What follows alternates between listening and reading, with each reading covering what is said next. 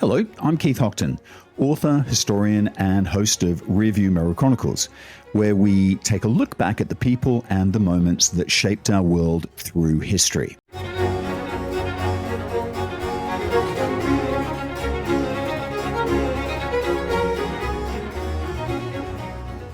Hello. Picture a Victorian high street, not some back alley. Not a den lit by a single candle. Proper shop. Faux windows, a bell over the door, jars of coloured glass lined up behind the counter like something out of a chemistry set. You walk in, you ask the man behind the counter for a bottle of laudanum. He sells it to you. There's no prescription, no questions asked. Maybe it's for your aching joints. Maybe it's for a baby who won't settle. Or maybe the working day was 14 hours long and you just needed something to get through it. That was Britain in the 19th century, a country soaked in opium, and really barely bothered by it. That's where I want to start, because before we get to gunboats and treaty ports, before we get to warehouses burning on the Chinese coast, we need to sit with something first. Just how ordinary this drug was actually at home. It wasn't hiding in the shadows. It was in the medicine cabinet for everyone to see. It was in the nursery. For a lot of people, it was simply part of daily life, the way a cup of tea was or a glass of gin. And that ordinariness matters.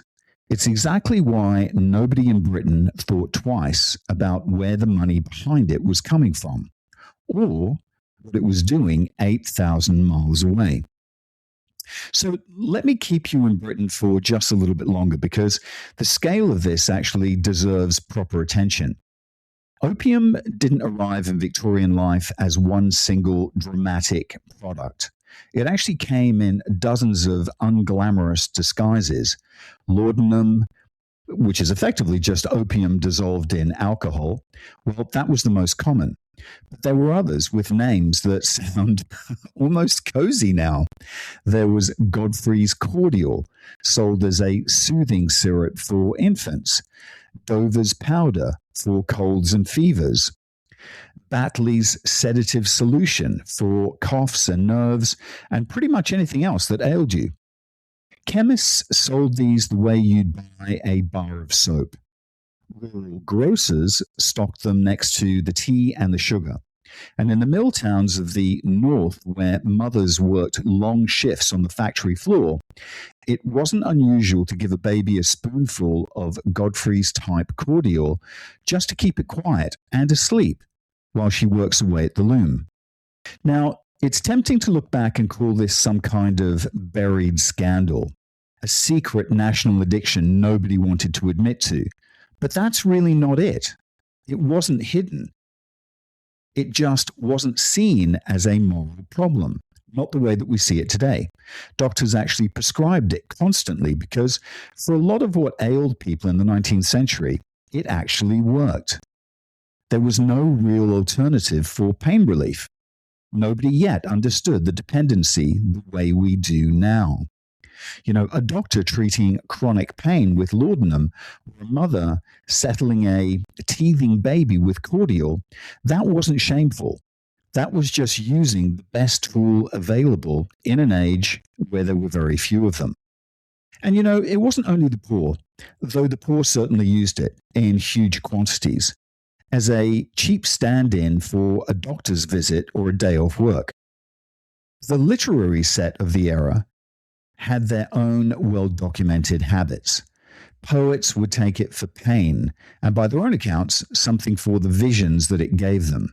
Some of the most vivid, hallucinatory verse of the Romantic Age reportedly came out of opium-soaked nights. It's astounding. Novelists would use it as well.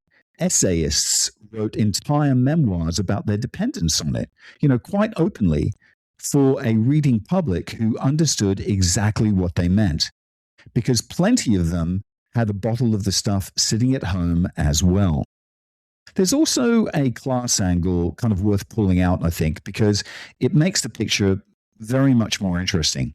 For the wealthy, opium was just another medicine among many, dispensed by the family physician, bought without a second thought about the cost. For the labouring poor, especially in the fen country of eastern England and in the mill towns of the Midlands in the north, it did something completely different. It was actually cheaper than a doctor's visit, cheaper than time lost to illness. And guess what? It worked. It was reliable against the aches and the fevers and the exhaustion that came with brutal working hours. In the fens, however, I think it went deeper still. Agricultural laborers took it as a hedge against the damp and the ague that plagued that low-lying farmland. So much so that in some villages, the local shop reportedly sold as much laudanum as it did bread. This wasn't some exotic seeping in from elsewhere. It was actually woven into the rhythm of English life, rural and industrial life alike, as ordinary to the people using it as any other household remedy. So hold that picture. A Britain where opium runs from the nursery to the drawing room to the factory floor to the labourer's cottage. A country consuming on that scale, well, you need a supplier. Needs somewhere to grow the raw material. And as it happened, the same empire doing all that casual consuming at home also controlled through conquest and commerce some of the best poppy growing land on the planet. That combination, a nation comfortable with the drug and an empire capable of producing it by the ton, well, that's what set the stage for everything that came next, thousands of miles away, in a country that never asked for any of it. Before we follow this east to China, it's also worth pausing on where opium actually comes from, because this isn't a 19th century invention. It's not even close. It's one of humanity's oldest relationships with a plant. The story, I think, actually starts in Mesopotamia, the fertile land between the Tigris and the Euphrates, somewhere around 5,000 years ago. Farmers there discovered that scoring the seed pod of a particular poppy released a milky sap. Dried, it turned into something remarkably potent. The Sumerians reportedly had a rather lovely name for it. They called it the joy plant. From there, it traveled the way most useful things did in the ancient world, along the routes carried by merchants and soldiers and travelers. It went into Egypt, into Greece, into Rome. The Egyptians used it as medicine. Papyri survived from around 3,500 to 4,500 years ago, describing this plant as a great pain reliever. Of course, the Greeks were just as taken with it. Physicians in the classical world, including the man history remembers as the father of Western medicine, Hippocrates of Kos, well, he praised its calming, sleep-inducing effects. They recommended it for everything from insomnia to pain of illness. By the time Rome had absorbed most of the Mediterranean world, opium was a standard part of the physician's toolkit, traded and used from one end of the empire to the other. And of course, it didn't stop there. It traveled the Silk Roads, those great trade arteries running from the Mediterranean through Central Asia and into China, right alongside silk and spices and everything else moving along those routes. By the time it reached China, it had already been used medicinally for well over 1,000 years.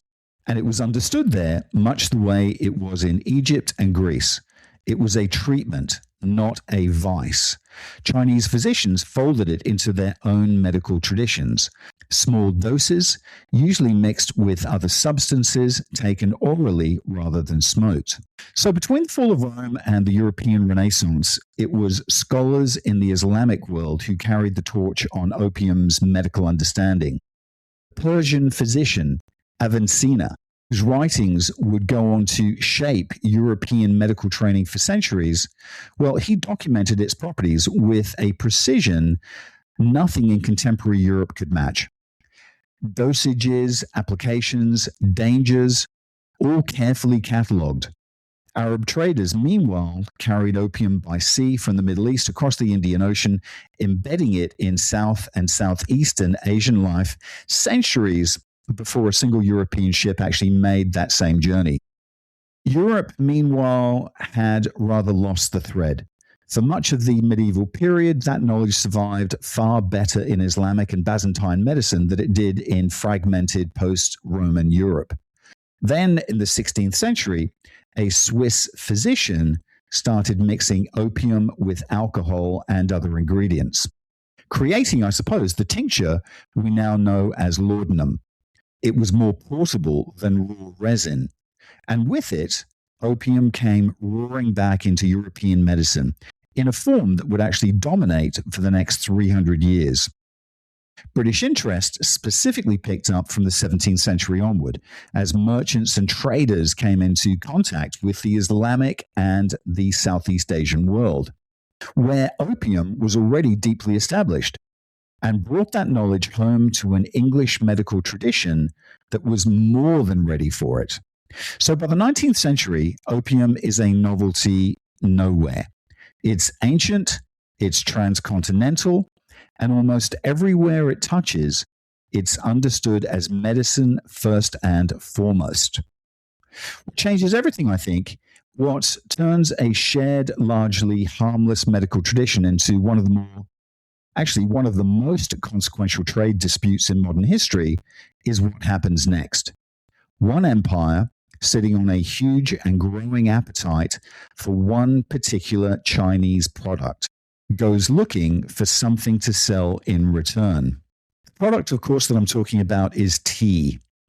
By the early 1700s, tea had gone from aristocratic curiosity to something close to a national institution. It actually moved down through the social classes exceedingly fast. By mid-century, it was common in all households, well below the aristocracy. It was sweetened with Caribbean sugar. It was drunk daily rather than saved for special occasions. And for the entire 18th century, there was only one place on earth to get it: China. That created a trade imbalance, though, imbalance barely covers how lopsided it actually was. China, under the Qing dynasty, was one of the largest, most self-sufficient economies on earth. It made its own silk, it made its own porcelain, its own tea, its own manufactured goods, mostly for its own enormous internal market. British merchants showing up in Canton, the only port where foreign trade was legally allowed, found that almost nothing they'd bought to sell had any real appeal to the Chinese market. Woolen cloth, one of Britain's great exports, made little sense in the climate of southern China. Furs and novelty goods moved in very small amounts, nowhere near enough to cover what Britain wanted to buy. So Britain paid the difference the only way China would reliably accept: silver.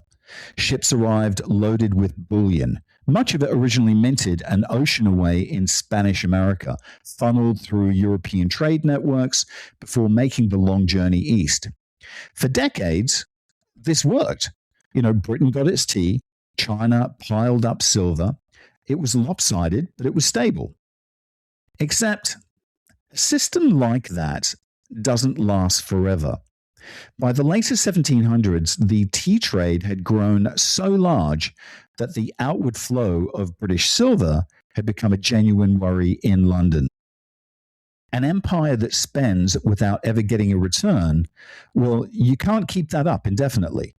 And there's a famous moment that captures just how little China actually wanted from Britain in exchange. In 1793, a British mission led by Lord Macartney arrived at the court of the Qiulong Emperor, bringing the finest examples of British manufacturing and technology, hoping to negotiate wider trading rights. The emperor's answer was polite, but a firm no. China, he said, already possessed everything it needed, and it had no use for what Britain was offering. Looking back, it's actually kind of tempting to treat that as a great historical irony. The emperor who turned away the future. But at the time, it wasn't an unreasonable call. China's economy really was vast. And as I said, it was self sufficient. And by most measures available in 1793, I would say it's roughly on par with the wealthiest parts of pre industrial Europe. Expecting Kuai Long to foresee the industrial and military transformation about to sweep Western Europe, that's asking a lot for an 18th century monarch. The gap between British and Chinese power was real even then, but nothing close to what it would become half a century later, once the guns had actually come out. Most of the advantages Britain would eventually bring to bear didn't yet exist at all. I think it's also worth clearing up the myth that tends to stick to this period. The idea that China was some hermetically sealed, closed-off society, before Britain kicked the door in. That's just not true. The empire had allowed foreign trade for generations on its own terms, through its own channels, at its own pace. Canton had been operating as a controlled gateway for foreign commerce long before any of this began. Foreign merchants were welcome, as long as they played by the rules. Trade through licensed local intermediaries, live in a designated foreign quarter, and only during the trading season. No wives were allowed, no families. And then you had to leave once the season's business was done. So think of it less as a locked door and more as a door open strictly on the house's own terms. And for a time, that actually suited everybody absolutely fine, because tea, above all, was valuable enough that foreign traders were happy to play by the rules rather than fight them. What actually changed wasn't China's willingness to trade. It was what British merchants now wanted trade to be. For most of the 1700s, the goal was simple: get Chinese goods, ship them home, sell them to eager customers. By the early 1800s, as Britain's own manufacturing exploded, that goal shifted. It wasn't enough to extract goods from China anymore. Now Britain wanted China opened up as a market for British manufactured products. And that's a completely different ask, a far more intrusive one. And nothing about the tightly controlled Canton system was about to accommodate that request. But the silver problem didn't disappear just because the emperor had no interest in British wool. And sometime around the turn of the 19th century, a solution started taking shape. Not through some grand decree or master plan, more through merchants, administrators, and company men, East India Company men, all independently landing on the same idea. Britain already controlled, through British India, some of the best opium growing land on earth. And it turned out China wanted a lot more opium than anyone had previously realized. To understand how organized this trade really was, you need to understand the East India Company itself. It wasn't just a trading firm. By this point, it was closer to a quasi-government, administrating huge stretches of Indian territory with its own army, with its own courts, and an enormous, hugely profitable monopoly on opium cultivation in the regions it controlled directly, chiefly Bengal. The company's approach to opium was, in its way, an early blueprint for industrial-scale farming. Farmers across the Bengal countryside were contracted, often under real pressure, to grow poppies instead of food. They delivered their raw opium to the company collection points at prices the company fixed and rarely in the farmer's favor. From there, it went to the processing centers, where it was worked into standardized cakes, wrapped and packed into wooden chests of about 140 pounds each, ready for auction. And here's the really interesting part. The company was very, very careful, deliberately careful, never to touch the actual smuggling into China itself. Selling opium there was illegal under Chinese law, full stop. And the company had no interest in being caught holding that smoking gun. So it auctioned off the chests in India to private merchants, a loose, competitive crowd known as country traders, operating under British license but formally separate from the company itself.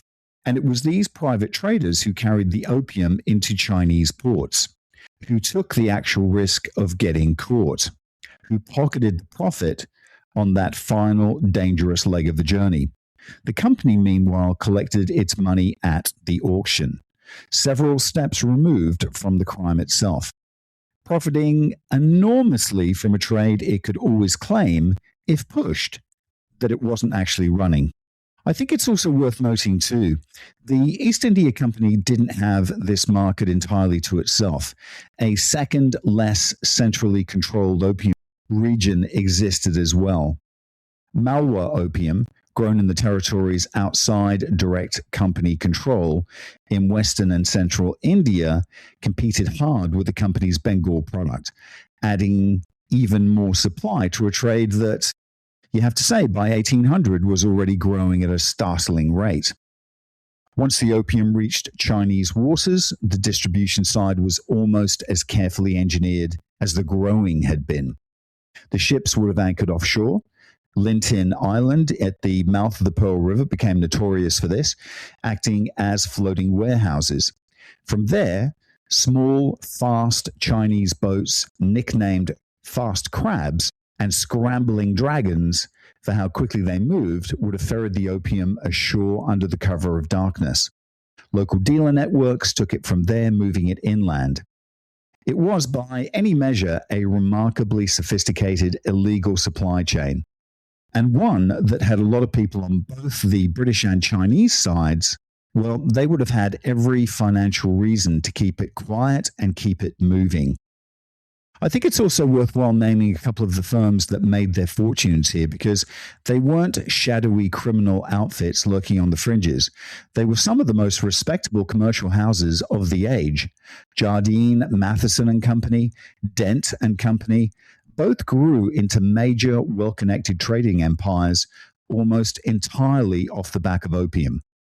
Their partners moving in respectable commercial and political circles back in Britain, their profits flowing into shipping and then insurance, and eventually a whole range of perfectly legitimate businesses. Sit with that just for a second. This wasn't marginal underground activity. This was big business, conducted openly among British merchants in Canton, financed through mainstream channels, and defended, when it was defended at all, in the confident language of free trade, not the furtive language of crime. And look, to be honest, not every British merchant touched it, though a number of firms, including some run by Quaker merchants, whose religious convictions ruled opium, well, out on principle, built entirely legitimate operations trading only tea and silk and conventional goods, competing for cargo space right alongside neighbors who were openly getting rich on smuggling. Useful to remember, the foreign merchant community in Canton wasn't one uniform body of optimists. It was an eclectic mix, like most communities are, the scrupulous and the unscrupulous trading side by side in the same small enclave, watching each other's very different fortunes rise. And it wasn't only British trade either, though, Britain actually dominated it by volume. American merchants, once they'd sorted out their own revolution, they went looking for a foothold in Asian trade too. Largely locked out of Britain's tightly held South Asian supply chain, they found their own route. It was a longer one, overland and by sea through Ottoman territory, bringing Turkish opium into the same Chinese market by a completely different route. Worth remembering also, I think, is that this wasn't simply one empire against one country. It was a genuinely international trade with multiple merchant communities competing and sometimes cooperating to feed the same growing Chinese demand. What made this trade, I think, so devastating wasn't just that opium became available in bigger quantities, it's that the product itself had actually changed. For centuries, opium in China was taken orally. Modest medicinal doses mixed into drinks or taken as a tincture, much like it was used in Europe. But what arrived from British India in the 18th and 19th centuries was different. It was processed specifically for smoking, often mixed with tobacco, itself a fairly new recent arrival in Asia, part of the great exchange of crops and habits that followed European contact with the Americas. And smoking hits the body far faster and far harder than swallowing ever did. You get a faster high, a sharper high, and a much stronger grip once it took hold. The ritual absolutely mattered too. This wasn't like knocking back a tincture. Smoking opium actually became its own elaborate culture. There were specifically made pipes, often with an ornate bowl to hold and vaporize a pellet of opium over a lamp flame. Trays and tools for preparing it, dedicated furniture in wealthier people's homes. Whole rooms were given over to it for those who could afford that particular decor. But they kept the same basic rhythm, reclining, preparing the pipe, drawing it out slowly over a session rather than one quick dose. Repeat that daily, and it weaves itself into your life in a way a quick functional spoonful of tincture never ever could. This is a pattern that actually then starts to show up again and again in the history of drugs and addiction. Take something that's existed for centuries in a mild, contained form, reintroduce it in a more concentrated, more immediately satisfying way, and the whole character of its use in society changes, almost overnight. A medicine taken sparingly for a long time suddenly became, for a rapidly growing number of people in China, something we'd now unhesitatingly call a recreational drug. It was habit forming, it was spreading socially, and it was brutal to dislodge once it got its grip on a household or a community. And it did spread, first among the wealthy who could afford both the product and the leisure to enjoy it. Then, as a production scaled up and priced down, it moved steadily down through Chinese society. Merchants, minor officials, soldiers in garrison towns, laborers in the port cities where the trade ran thickest. By some estimates, regular users in China numbered well into the millions by the early 19th century. Heavily concentrated in the coastal provinces where the trade routes converged, though nowhere near universal across the empire as a whole. And it's also worth resisting the old lurid image here. Every official, every soldier, half the population lost in a permanent haze. That picture owes more later to fiction than to a later, far worse phrase of the epidemic than it does to, say, reality of the 1820s and the 1830s. But even without the exaggeration, the real numbers were alarming enough for the people who had to govern country living through it. And this is where I think the story kind of loops back to that original economic problem, except now it's running in exactly the opposite direction. For decades, silver had flowed from Britain into China, the price of a nation's tea habit, effectively. Now, as opium poured into China in ever-growing volume, that flow reversed. Chinese silver, used both as everyday currency and to pay taxes, started draining outward faster and faster, traded away for a chest and another chest of opium that had landed on its southern coast. The exact worry that had haunted Britain, an unsustainable outflow of bullion, now belonged to China. Same problem, mirrored back, and much, much worse. And the ripple effect, I think, hit people who'd never so much as even seen an opium pipe. China actually ran on a bimetallic system at that time. Copper for everyday transactions, silver for bigger sums and for paying taxes. And of course, as silver grew scarcer, its value against copper climbed, which meant ordinary people paid and trading in copper suddenly needed more and more of it just to cover a tax bill fixed in silver. So what happens then? Well, inflation creeps up, and the southern provinces closest to the trade felt it first and worst. Chinese officials used to put numbers on it.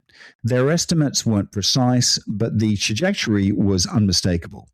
A few hundred chests a year moved through Canton in, say, the mid-1700s, a few thousand by the century's end, tens of thousands by the 1830s. Whether the exact figures, and keep in mind record keeping on both sides left plenty of room for dispute, the direction of travel terrified anyone responsible for the empire's finances. Officials actually wrote to the throne in the starkest terms they had. Keep going like this, they warned, and the empire won't have enough silver left to fund its own government, let alone hold the value of its own currency. And of course, none of this was happening in a vacuum. Beijing at the start of the 19th century was already juggling a long list of problems.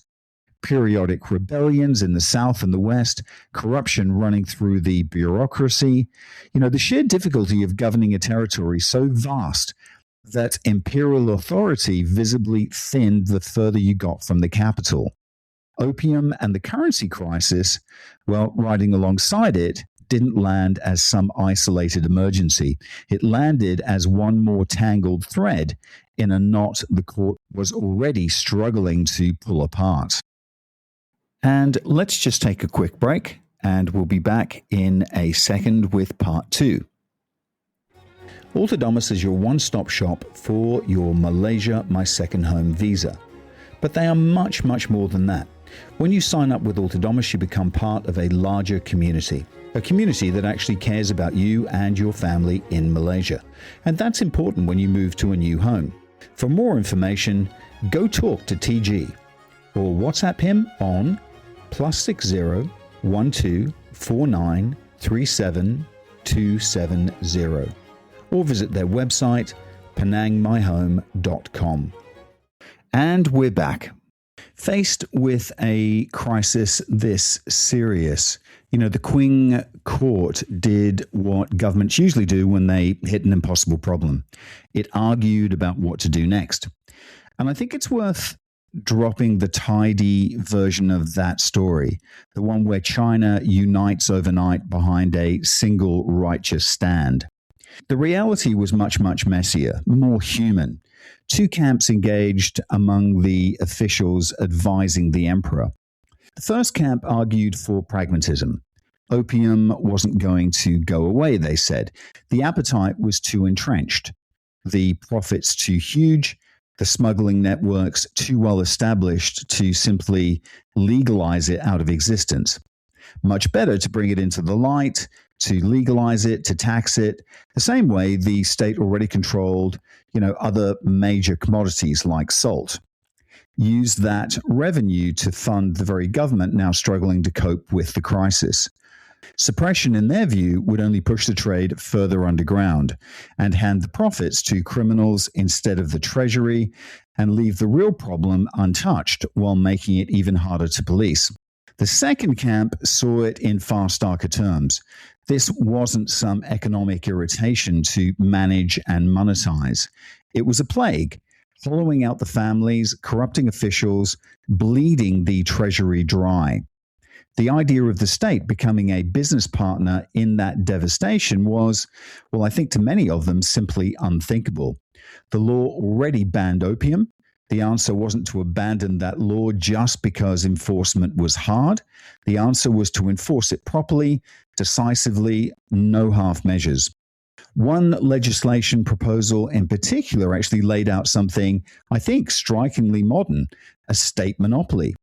Government purchase and distribution, restrictions on who could buy it, an outright ban on selling it to officials and soldiers.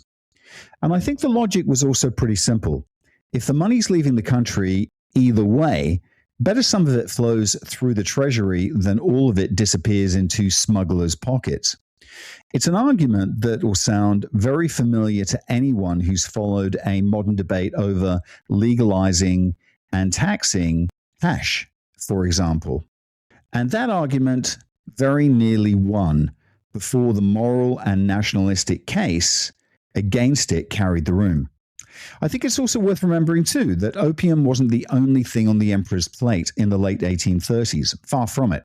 The South and Southwest had spent decades dealing with periodic uprisings, secret societies, and piracy, particularly along that coast. All of it was eating up administrative attention and military resources long before opium became impossible to ignore. By this point, the South had a reputation in Beijing as being troublesome, a hard-to-govern corner of the empire, too far from the capital for oversight to ever be as tight as anyone there would have liked. And it was against that backdrop that the opium crisis increasingly registered, not as a brand new emergency, but as one more symptom of a South that seemed to be slipping bit by bit out of the official court's grasp. This was, I think, in other words, a genuine debate conducted by people who sincerely disagreed about the right path forward. Not so different, really, in shape from arguments governments have had more recently over drug policy, pragmatic regulation versus principled prohibition, is it? The emperor weighed both sides, and he sided with the hardliners. And having chosen enforcement, he needed someone to actually carry it out. So someone whose honesty was beyond question in a system where corruption had let this trade flourish for decades in the first place. The man actually chosen for the job was an official by the name of Lin Zexu, and his reputation went ahead of him. Wherever he'd served before, he'd built a name as being scrupulously honest, immune to the bribery that greased so much of the imperial machine, and utterly relentless once he actually took something on. In early 1839, the emperor sent him to Canton with one clear mandate, a simple one: end the opium trade. Lin didn't ease into it. Within weeks of arriving, he'd launched a sweeping crackdown on the domestic side of the trade. Smugglers were arrested, dealers were immediately executed, and enormous pressure applied to the Kohong, a guild of Chinese merchants who acted as the official go-betweens for foreign trade. These men were squeezed from both directions at once. Lin demanded that they cut off their foreign partners entirely, while their existing debts and business relationships still tied them to the same partners. His approach to ordinary users, interestingly, wasn't purely punitive. By several accounts, people actually caught with, say, simple using possession, well, they weren't treated the same as the dealers and the smugglers. Pipes were confiscated, a warning was given, and in some cases, users grouped into small support circles to help each other quit.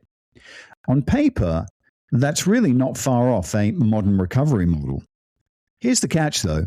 If a single member of one of these groups relapsed, the whole group could pay for it altogether. Rehabilitation backed by collective terror. An uncomfortable combination that really doesn't sit as neatly as either purely humane or purely, brutal. Lin's ambitions, I think, went well beyond Canton.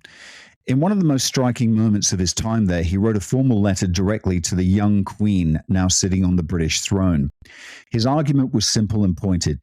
If opium was harmful enough that Britain restricted its sale at home, how could the British government justify flooding another country with the same poison at a scale it would never tolerate on its own soil?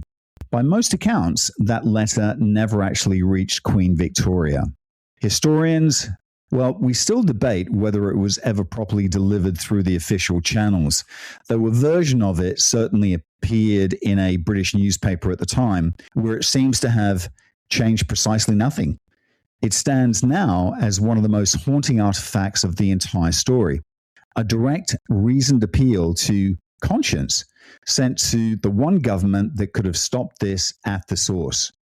And it just disappeared somewhere in the machinery of empire before it could do any good at all. But it was Lin's next move, I think, that turned a domestic crackdown into an international incident. Having squeezed the Chinese side of the trade very, very hard, he turned to the foreign merchants themselves, and specifically to the enormous stockpiles of opium sitting in their Canton warehouses. He demanded that they hand it over. No compensation would be given. And when the foreign traders hesitated, weighing their losses against the risk of defiance, Lin escalated it further. The foreign compound at Canton, the walled quarter where merchants lived and worked during the trading season, well, it was effectively placed under siege. Servants were pulled out, supplies cut off. The merchants, along with the man now representing British interests there, found themselves penned in, running short of food, waiting for somebody to blink first. That man was Charles Eliot, and the position he held mattered enormously to how this whole crisis played out. And I think there's a really curious irony in his career before China. Eliot had previously worked on suppressing the slave trade in the West Indies, the practical machinery of dismantling one deeply entrenched, morally fraught commercial system. A few years later, he found himself defending another. The same imperial administrative class, producing men who moved, sometimes with a single career, between opposite sides of the era's great commercial and humanitarian questions. He wasn't a company man negotiating for some private trading concern that had only recently changed. In 1833, Parliament abolished the East India Company's monopoly on British trade with China, opening the market to private merchants, and effectively creating the need for an official government presence to oversee this newly chaotic trade. Eliot held the title Chief Superintendent of Trade. He represented the Crown, not the company, and that distinction really matters. A dispute involving company men was, at heart, a commercial matter. A dispute involving a representative of the British government, well, that's something else entirely. A question of national honour, not lost profit. Eliot besieged, along with the merchants he was meant to protect, and cut off from any real contact from London. A round trip of correspondence could take the better part of a year. Made a call under enormous pressure and with no real authority behind it. He told the British merchants to hand their opium over to him, not directly to Lin, as the Crown's representative, and he gave his personal word that the British government would compensate them fully. It's a big call.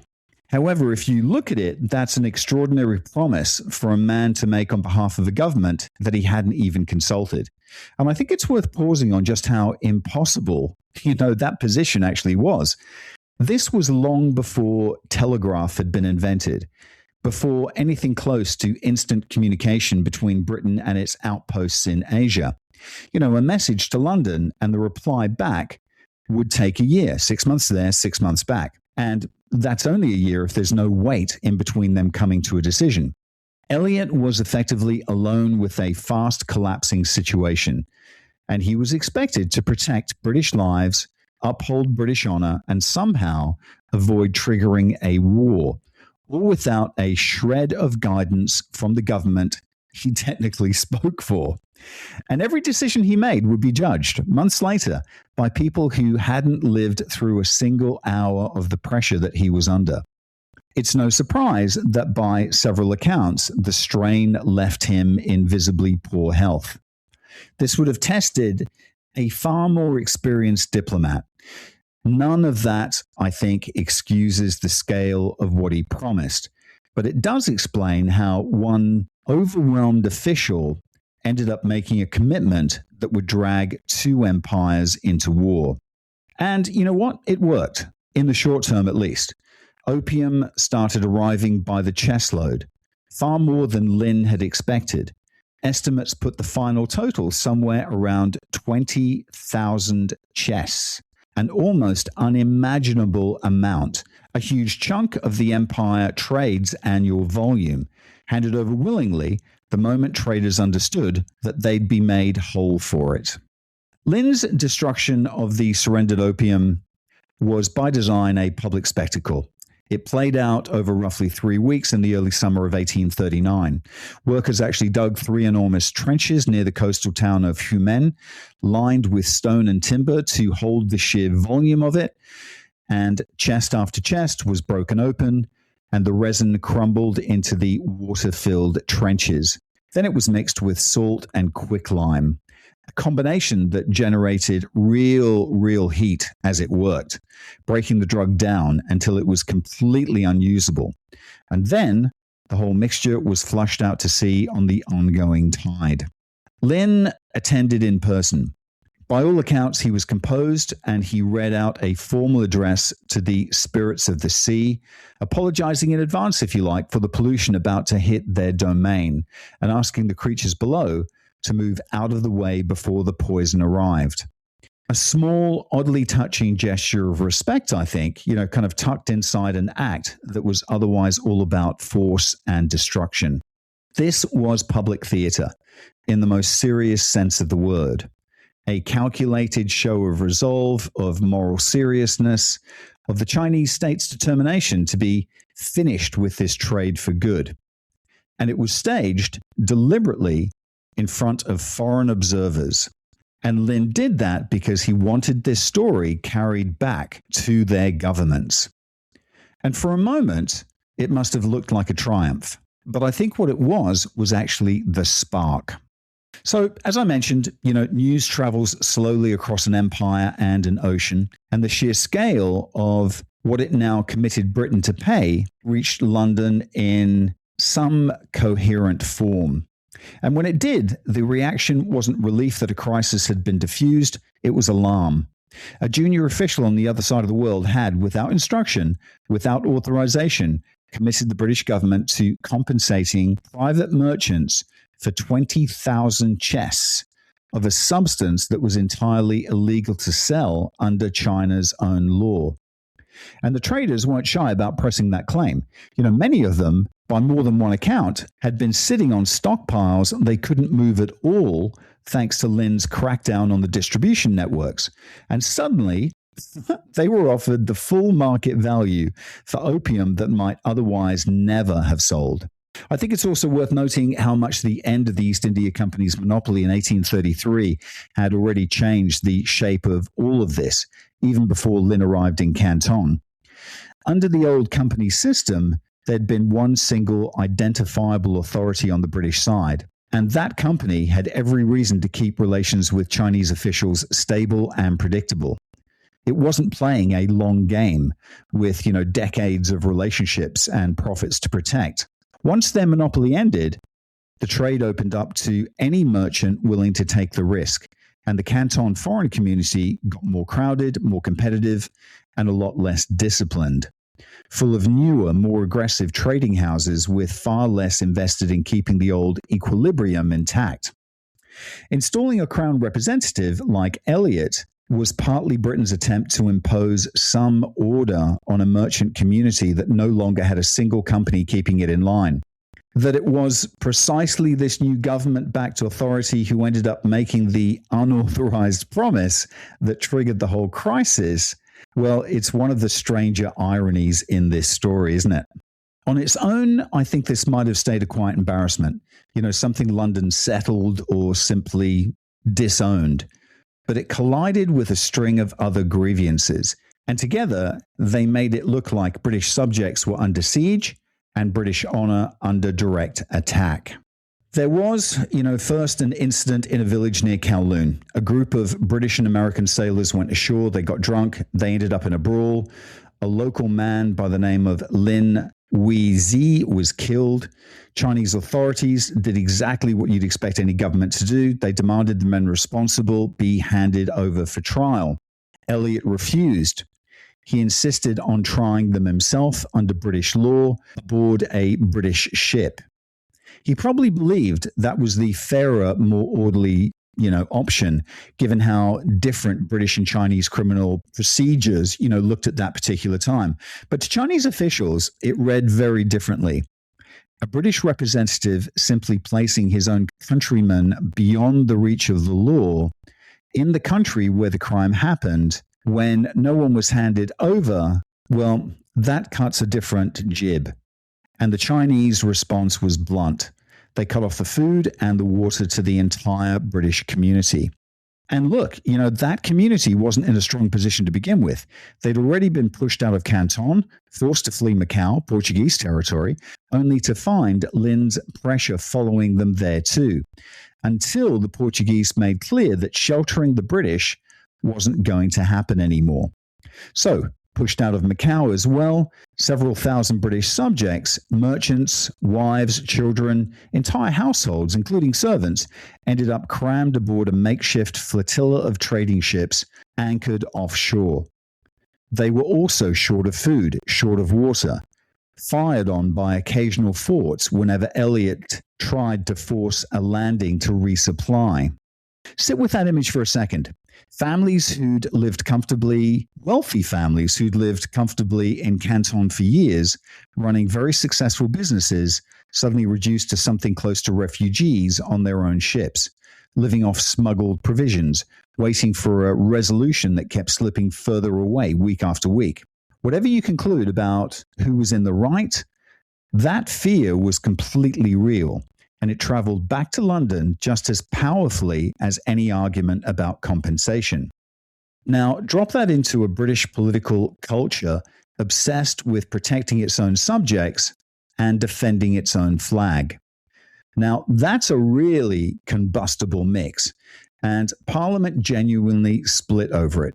This wasn't a country marching to war with one voice. Some of the era's most respected reformers stood up and said flatly that Britain had no business fighting a war to protect an illegal drug trade, that the whole episode reflected badly on the nation's conscience, and that no wounded pride justified the bloodshed about to follow. One young MP, a William Gladstone, delivered a speech still remembered as one of the fiercest denunciations of any British war before or since. He said he didn't know of a conflict more calculated from its very origin to bring lasting disgrace on the country waging it. But you know what? The other argument won, narrowly, and it was carried by the Foreign Secretary, a formidable operator, utterly convinced Britain had both the right and the duty to protect its trade and its subjects anywhere in the world by force if it came to that. Whatever he privately thought about opium itself, and there's little evidence it troubled him that much, I have to say, his public case skipped past that entirely. Property had been destroyed, British subjects were endangered, the Crown's own representative disrespected. He built the whole argument on honour and quietly left out the harder question of what those subjects had actually been doing to provoke it. That man was Lord Palmerston, or Henry John Temple, 3rd Viscount Palmerston. The vote in the Commons authorising the expedition passed by a margin thin enough that a small shift either way could have actually changed everything and changed history. Just a handful of votes after days of impassioned argument on both sides.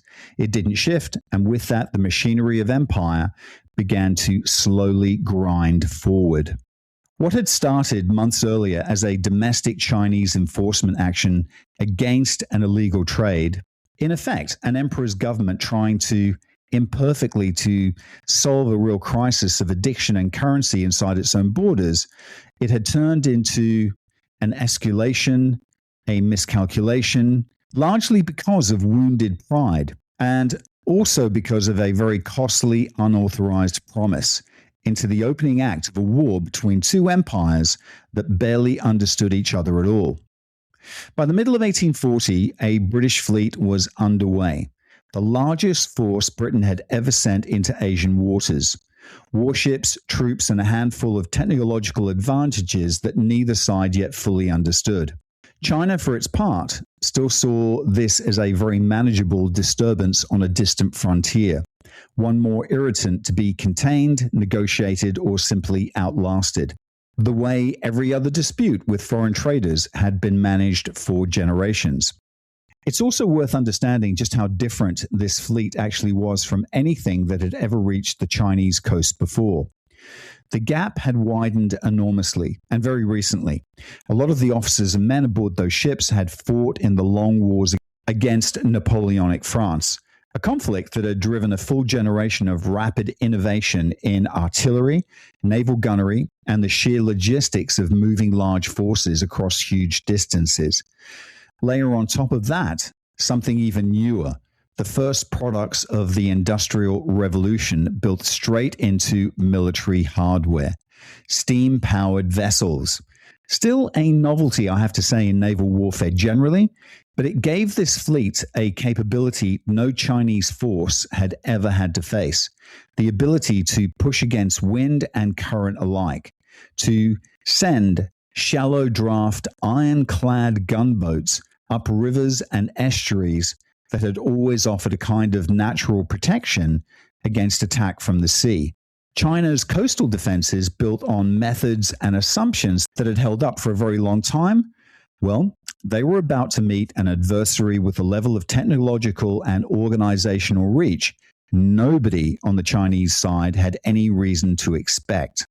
None of this was obvious yet, not in the summer of 1840, not to anyone watching that fleet sail out, not to the officials in Beijing, still treating this as a containable frontier squabble.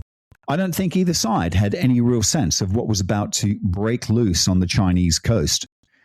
The technological gulf that was about to reveal itself and shock observers on both sides, or how far this war would ultimately reach, into the country's interior and into its future. And that's where we'll pick it up next time, folks. The fleet's arrival, the opening battles along the southern coast, and of course the treaty forced at the point of British guns outside the walls of some of China's most storied cities. A treaty that would formally end the fighting while quietly making sure opium kept flowing all the same. This episode of Rearview Mirror Chronicles is brought to you by Entrepot Publishing, the home of independent storytelling. We publish books that celebrate history, art, and the extraordinary people who make life fascinating. You can find our titles and maybe your next great read at entrepotpublishing.com. Thanks for listening in, folks. Bye for now.